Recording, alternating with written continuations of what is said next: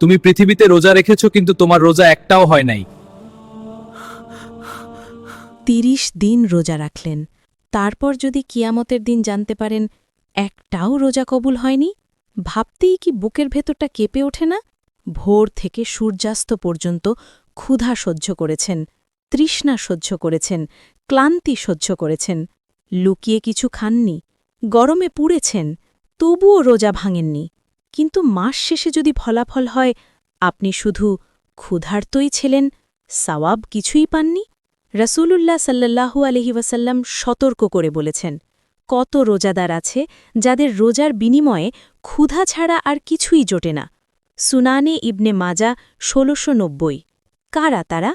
রাসূলুল্লাহ সাল্লাল্লাহু আলাইহি ওয়াসাল্লাম আরও বলেছেন, যে ব্যক্তি মিথ্যা বলা ও সে অনুযায়ী আমল বর্জন করেনি, তারে পানাহার পরিত্যাগ করায় আল্লাহর কোনো প্রয়োজন নেই। সহি বুখারী ১৯০৩।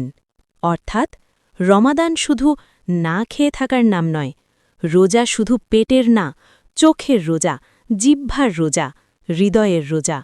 মিথ্যা বললে রোজা ক্ষতিগ্রস্ত হয়, গীবত করলে রোজা দুর্বল হয়, গালি দিলে রোজার সৌন্দর্য নষ্ট হয়, হারাম উপার্জন করলে রোজার আত্মা শুকিয়ে যায়। বাইরে আমরা রোজাদার, কিন্তু ভেতরে যদি আগের সেই মানুষই থাকি, তাহলে রমাদান আমাদের কি দিল?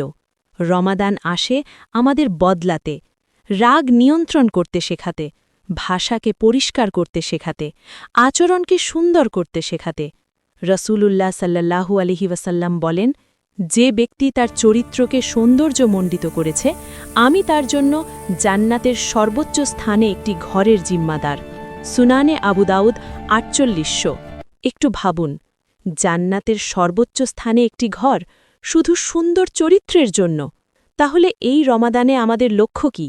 শুধু ক্ষুধা না, শুধু সেহরি ইফতার না, শুধু তারাবি না, বরং মিথ্যা ত্যাগ, গীবত ত্যাগ, অন্যায় ত্যাগ, রাগ নিয়ন্ত্রণ, নম্রতা ও দয়া।